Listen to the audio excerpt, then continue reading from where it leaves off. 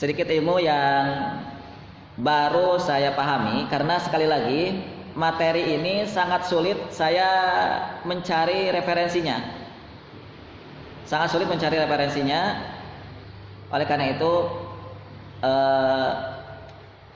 mungkin kalau dari antum ada yang ketidakpuasan, maka saya mohon maaf, dan saya pun juga nanti coba akan mencari-cari lagi referensi-referensi yang lain. Baik. Pembahasan untuk pagi hari ini saya buat dalam satu tema khusus tentang bahasa dan peradaban. Bahasa dan peradaban. Ikhwafillah rahimakumullah, teman-teman yang saya cintai karena Allah Subhanahu wa taala. Bahasa itu sesuatu yang bukan tanpa nilai. Bahasa merupakan salah satu yang sangat amat penting, yang itu akan ikut andil dalam memperadabkan umat manusia. Bahasa nantinya akan menjadi sebab manusia itu menjadi manusia-manusia yang beradab.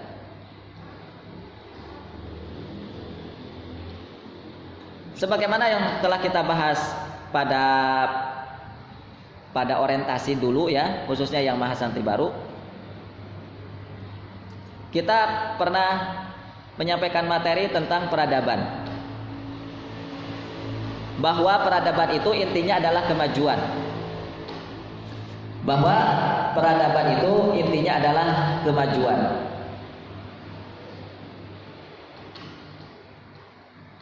Maka yang menentukan maju dan mundurnya manusia, yang menentukan maju dan mundurnya sebuah masyarakat adalah bahasanya, adalah dengan sebab bahasa.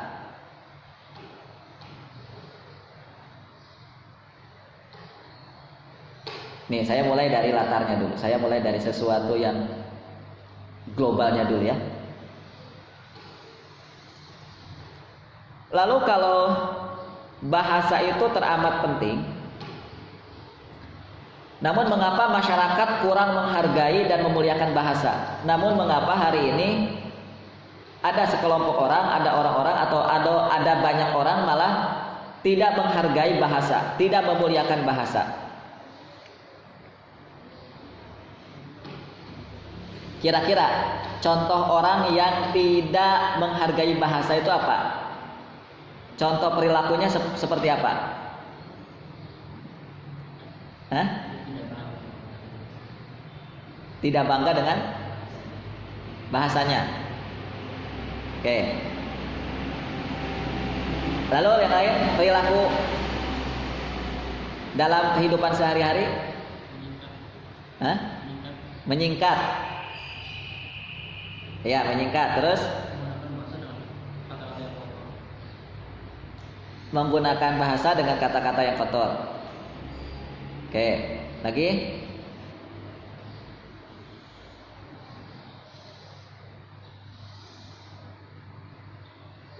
Ya, begitu. Antum carilah orang-orang yang tidak serius dan tidak memuliakan bahasa.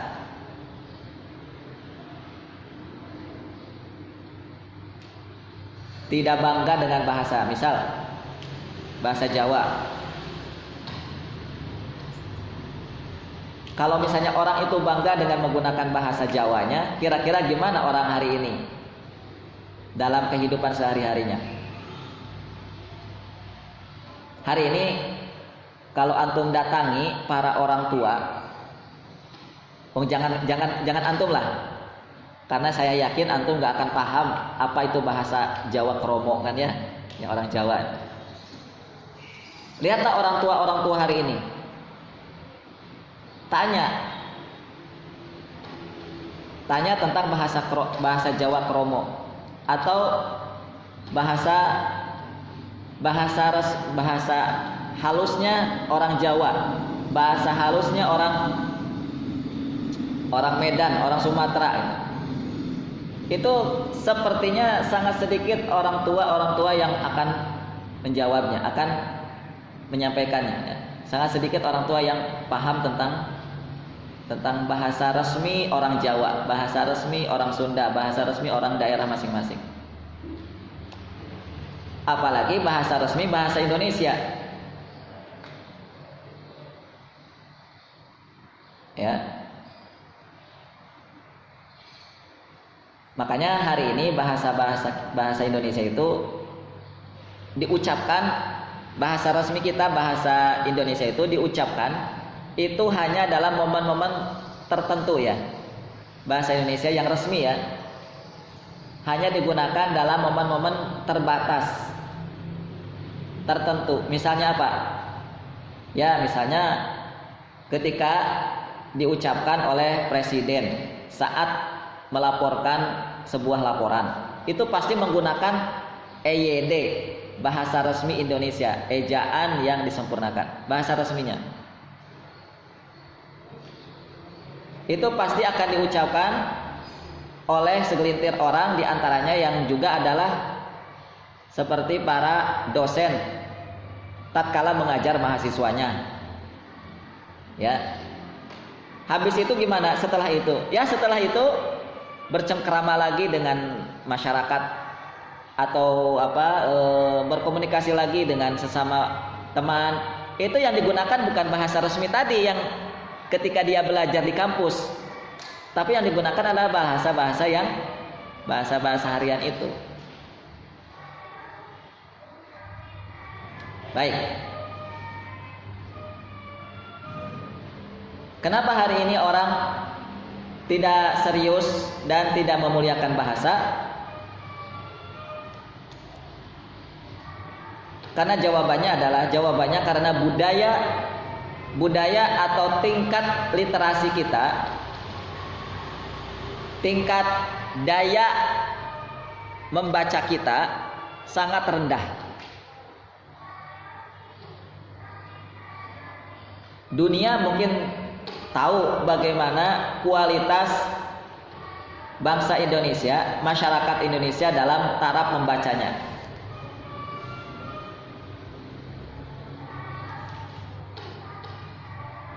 Nah, itu akan kelihatan ketika orang itu lemah dalam membaca,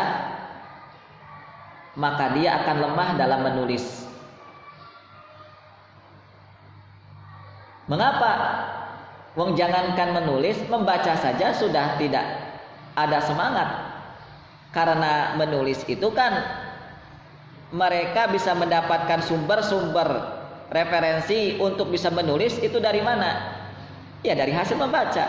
Kenapa orang bisa menulis? Kenapa orang bisa menulis sedemikian banyak? Kenapa orang bisa menulis berjilid-jilid? Ya karena dia membaca. Dan dari menulis itulah maka dia pasti akan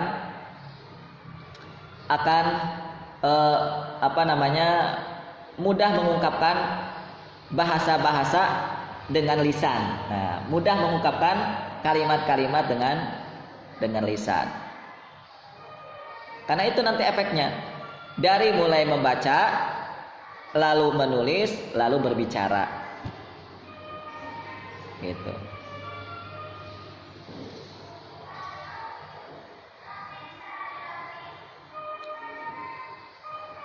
Jadi akarnya dulu sekarang yang salah dan lemah dalam tubuh umat Islam hari ini, akarnya adalah membaca. Mengapa umat Islam, masyarakat muslim tidak menghargai bahasa, apalagi menghargai bahasa Arab? Karena lemah dalam membaca. Nah gitu. Sehingga pantas Allah Subhanahu wa ta'ala menurunkan ayat pertama, wahyu pertama untuk nabinya itu dengan diawali ayat pertamanya adalah kata perintah membaca. Iqra bismi rabbikal ladzi khalaq. Ayat perintah membaca. bacalah. Pantas itu Allah Subhanahu wa taala membuka cahaya bumi, membuka cahaya di bumi ini dari gelapnya jahiliyah, dibuka oleh Allah dengan apa? Dengan Iqra, dengan membaca. Maka kalau masyarakat muslim khususnya dan umumnya manusia lemah membaca, maka lambat laun kegelapan itu akan menutup kembali, akan menutup dunia kembali. Ya, lama kelamaan terus bumi ini akan ditutupi dengan kegelapan lagi. Gelaplah sudah bumi ini. Tapi kalau manusia, khususnya muslimin, semakin gemar membaca, maka kegelapan akan lambat laun terurai dengan cahaya. Ya, cahaya keluar bersinar, terang. Akhirnya bumi ini akan menjadi terang, bahkan walaupun bumi dalam kondisi malam hari. Malam hari kan gelap. Malam hari gelap.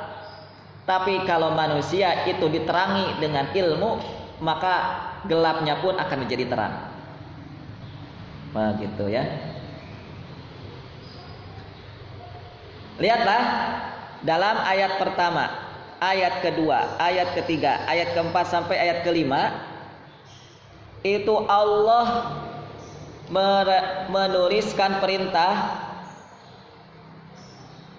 membaca diulang sebanyak 2 kali. Ayat pertama, Iqra bismi rabbikal ladzi khalaq, ada Iqra di situ. Lalu ayat ketiga, Iqra wa rabbukal akram. Diulang sebanyak 2 kali. Untuk apa? Untuk menjelaskan kepada manusia agar kita mau membaca.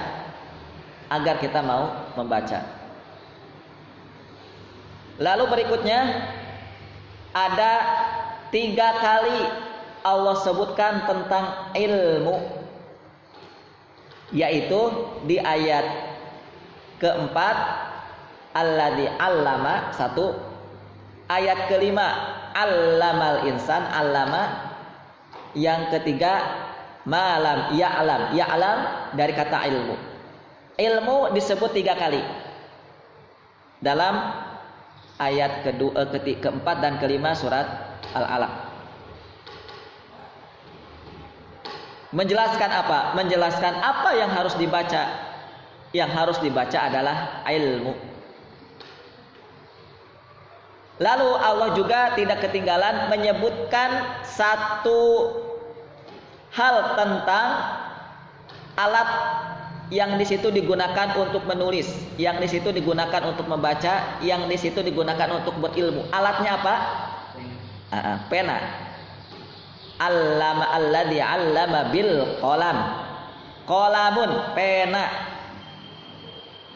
Pena alat untuk menulis, pena alat untuk kita bisa membaca lebih detail, lebih dalam dan lebih luas, itu pena.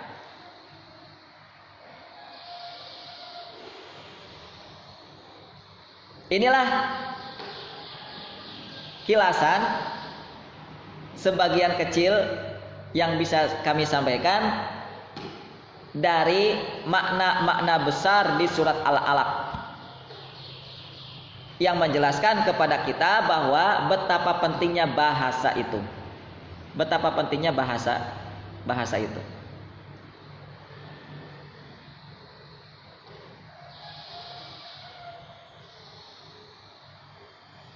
Baik. Tadi sebagaimana yang disebutkan oleh saudara kita Ahuna Erdo, bahwa bahasa itu ketika diucapkan oleh manusia dengan menggunakan bahasa-bahasa yang bernilai tinggi, bahasa-bahasa yang bernilai tinggi, maka manusia itu, masyarakat itu akan memiliki peradaban tinggi. Jadi sebuah masyarakat akan cepat maju apabila apa? Apabila dia menggunakan bahasa sehari-harinya, bahasa-bahasa yang bernilai tinggi, bahasa-bahasa yang bernilai. Akan cepat maju manusia di sebuah zaman atau masyarakat dimanapun ketika apa? Bahasa yang dia gunakan sehari-harinya adalah bahasa yang bernilai. Mohon maaf, misalnya ketika tadi sebagaimana yang disampaikan oleh Akhuna Surya ya, ketika kita dikasih orang makanan, lalu kita mengucapkan terima kasih menggunakan bahasa Indonesia. Mohon maaf nih, saya bukan menghina bahasa Indonesia, bukan. Tapi kira-kira kata terima kasih itu bernilai apa dalam bahasa kita? Apa nilai yang ada dalam kata terima kasih itu?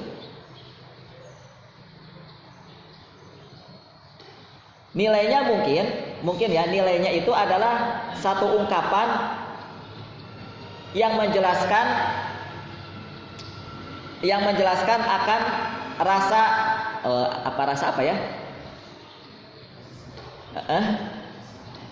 Rasa terima kasih kepada orang yang ngasih kita kan. Jadi itu hanya rasa sifat yang lebih kepada manusiawi saja, interaksi antara manusia. Ya, kata terima kasih itu, coba pahami, kata terima kasih itu, Mas terima kasih ya. Kenapa? Tadi kan saya dikasih uang sama Mas kan 20 juta, gitu. Terima kasih. Nah, kata terima kasih itu kata adalah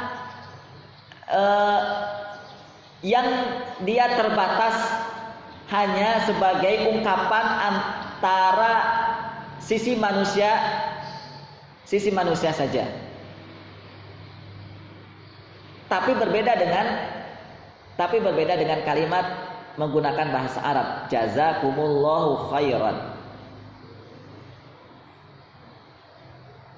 Kata jazakumullahu khairan itu bukan hanya kata yang itu diungkap atas rasa terima kasih kita kepada orang yang ngasih uang kepada kita, tapi itu juga ungkapan rasa terima kasih kita kepada Allah, rasa syukur kita. Nah gitu, kalau bahasa agamanya syukur, rasa syukur kita kepada Allah itu diungkap dengan jazakumullahu khairan. Jazakumullahu khairan, semoga Allah, ada kata Allahnya di situ, semoga Allah membalas dengan berlipat ganda dengan kebaikan yang sangat banyak atas apa yang telah engkau kasih kepada saya. Gitu ya. Itu contoh satu kata, satu bahasa yang bernilai. Dan satu kata yang itu ya nilai ada sih tapi nilainya lebih rendah gitu ya. Maka kalau sebuah masyarakat dia berbicara, berinteraksi dengan menggunakan bahasa-bahasa yang jangankan bernilai tinggi, bernilai pun tidak. Dia menggunakan bahasa jangankan bernilai tinggi, bernilai pun tidak. Apa itu? Ya bahasa-bahasa yang hina atau bahasa-bahasa yang rendah. Itu kan sesuatu yang tidak bernilai kan? Bahasa-bahasa yang rendah, bahasa rendahan gitu. Nah, nggak usah diucapkan ya di masjid. Ya bahasa-bahasa itu, bahasa-bahasa yang rendah. Antum juga mungkin sudah banyak tahu tentang kosakata bahasa-bahasa yang tidak bernilai. Nah, maka kalau sebuah masyarakat Bahasa sehari-harinya bahasa seperti ini, bahasa yang tidak bernilai, ya maka masyarakat itu tidak akan menjadi masyarakat berperadaban, tidak akan menjadi masyarakat yang maju.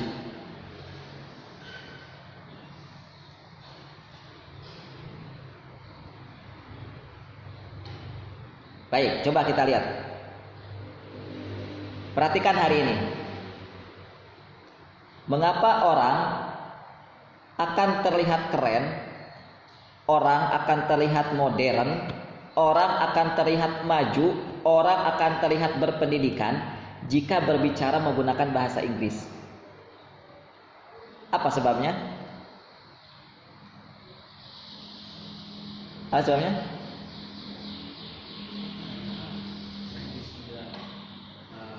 Mempunyai makna atau dengan cara pemakaian yang berbeda.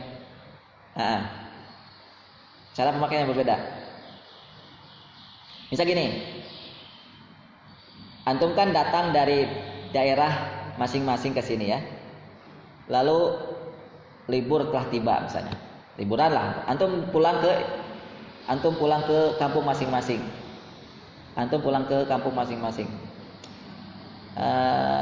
lalu ketika pulang antum sedikit-sedikit menggunakan bahasa Inggris, bukan bahasa Ambon umpamanya, atau bukan bahasa Melayu misalnya, atau bukan bahasa Jawa misalnya, atau bukan bahasa Sunda misalnya, tapi menggunakan bahasa Inggris. Pasti orang anggap gimana? Hebat kamu ya, sekolah di mana kamu? Kok bisa bahasa Inggris? Jadi orang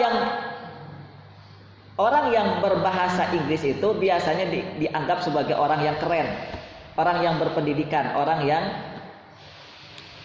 dianggap modern. Kenapa? Itulah karena bahasa Inggris hari ini adalah bahasa yang digunakan oleh penguasa bumi hari ini. Ya, bahasa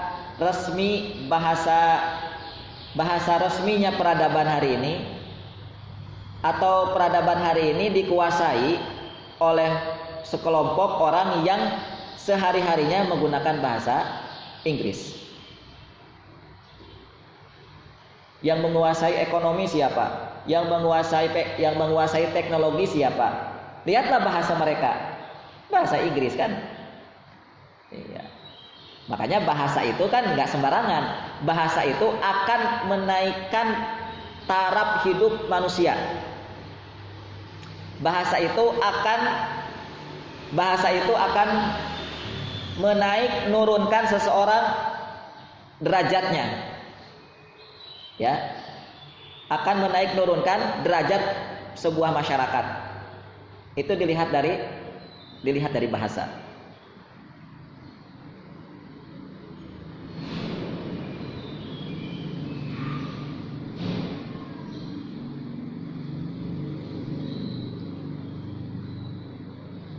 Dan orang yang biasanya dianggap kuno, orang yang biasanya dianggap deso, orang yang biasanya dianggap kolot, orang yang biasanya dianggap apalagi kurang gaul, orang yang biasanya dianggap kuno, itu dilihat dari bahasanya itu. Salah satunya biasa dinilai dari bahasanya.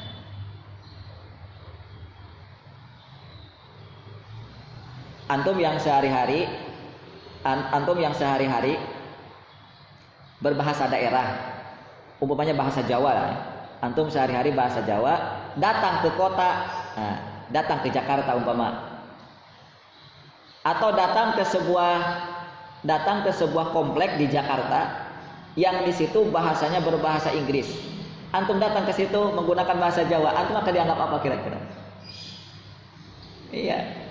Besok mesti kayak gitu kan antum juga pernah nonton film-film kayak gitu ya. Film siapa misalnya, ada orang desa yang sehari-hari menggunakan bahasa Jawa, datang ke kota untuk nyari kerja, Di Jakarta kita tahu sendiri bahasanya yang digunakan apa? Bahasa Indonesia. Ya, lalu dia datang juga ke kampus misalnya. Ya, kampus-kampus di situ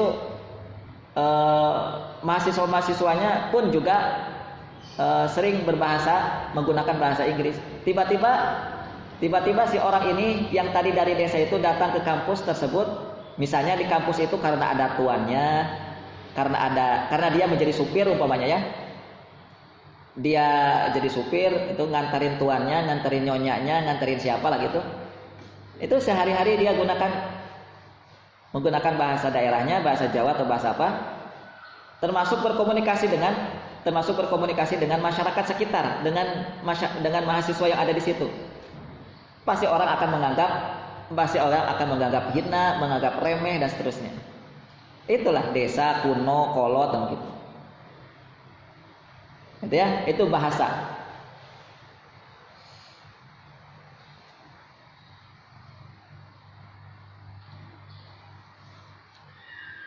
Baik.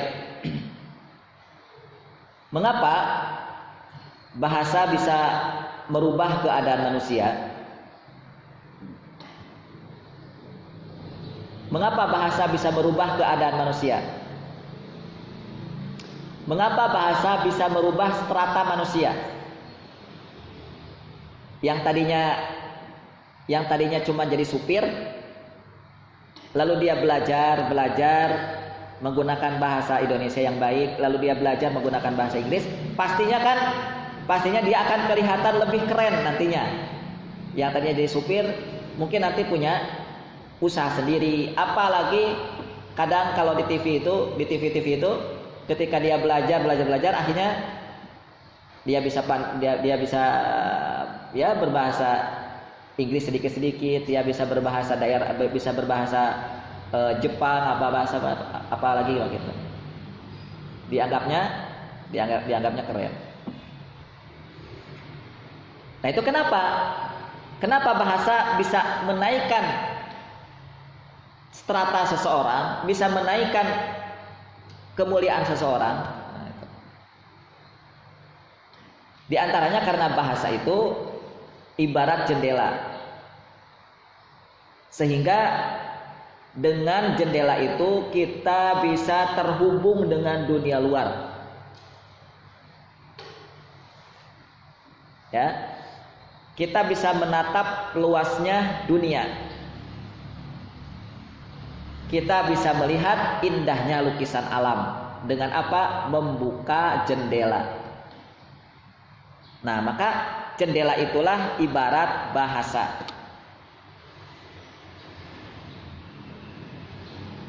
Sehingga orang yang hanya memahami satu atau dua bahasa,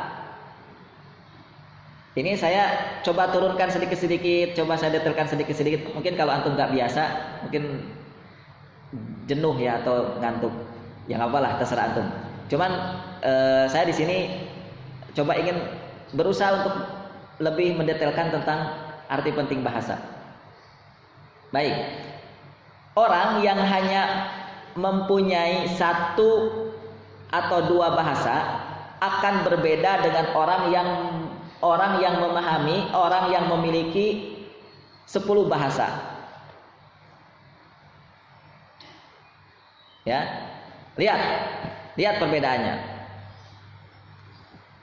Orang yang hanya cuma bisa bahasa Sunda, orang yang hanya cuma bisa bahasa Jawa, itu pasti akan kelihatan berbeda dengan orang yang memiliki kemampuan berbahasa Indonesia, bahasa Inggris, dan bahasa-bahasa yang lain. Ya kan? Dia akan kelihatan berbeda, mereka akan kelihatan berbeda.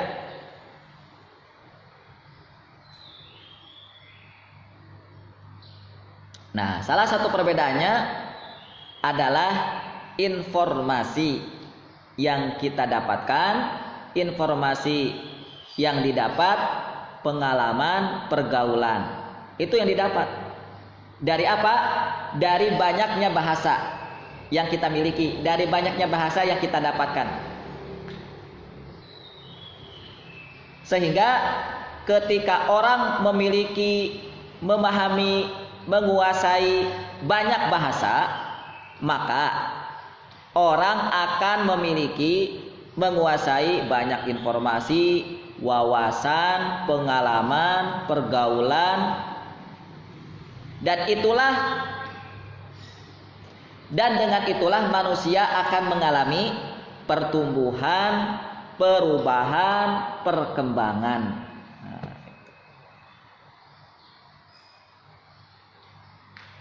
Paham? Jadi gitu. Kalau hanya dia memiliki cuma satu bahasa, dia hanya akan bertumbuh di situ-situ saja. Dia hanya akan diam di situ-situ saja. Orang Jawa cuma bisa bahasa Jawa saja. Akan jadi apa hidupnya nanti? Kira-kira? Ya bukan sesuatu yang tidak terhormat, tetap terhormat. Tapi ini di pandangan manusia ya. Di pandangan manusia itu akan dianggap pastinya ya tadi deso ya, kuno, kolot gitu. Hari ini zaman teknologi kok cuma bisa bahasa Jawa, kok cuma bisa bahasa daerah. Itu kan pasti akan dianggap begitu. Tapi kalau orang memiliki rentetan bahasa, banyak bahasa dia kuasai, ya otomatis lah dia akan mengalami perubahan, perkembangan, pertumbuhan.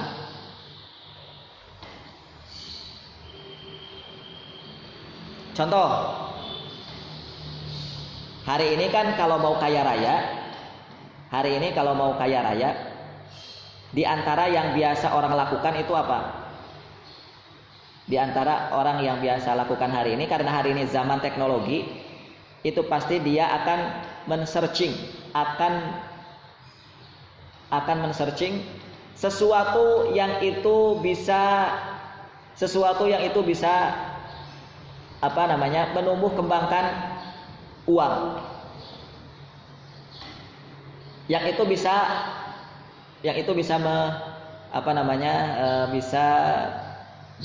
menghasilkan uang. Maka di search lah itu ya di YouTube itu ya. Misal, nih saya mau menghasilkan uang nih, tapi dengan cara apa ya? Ya saya nggak bisa jadi supir, nggak bisa jadi saya hanya cuma bisa masak. Oh ya udahlah, sekarang mending saya cari misalnya masakan-masakan apa yang biasanya diminati oleh orang banyak dan itu bisa mempercepat saya untuk menjadi orang kaya. Nah, gunakanlah bahasa nanti. Kalau orang itu cuma bisa bahasa Sunda atau bahasa Jawa, ya sudah kan akhirnya karena dia nggak tahu bahasa, apalagi bahasa Jepang, bahasa Korea, bahasa Mandarin gitu, ya nggak bisa. Dia nggak akan bisa mencari, menjelajah sesuatu yang dia inginkan dengan menggunakan bahasa-bahasa itu. Padahal hari ini lihat, orang-orang kaya hari ini pastinya kalau dia masalah makanan, itu pasti makanan-makanan Barat, makanan-makanan Eropa, makanan-makanan orang kaya hari ini kan itu ya.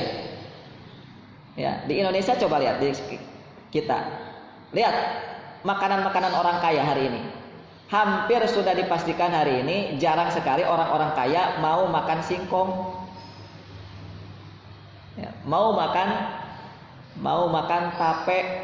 Nah, lihatlah mereka makanan hariannya apa? McDonald. Ya di itu ya, makanan itu, siap saji itu. Karena mereka anggap itu adalah makanan-makanan yang keren. Nah, termasuk orang-orang juga hari ini. Orang-orang hari ini pasti akan mencari cara-cara untuk menjadi orang kaya, diantaranya dengan membuat masakan-masakan atau makanan-makanan yang itu akan mempercepat dia menjadi orang kaya. Maka dicarilah kalau dia memahami bahasa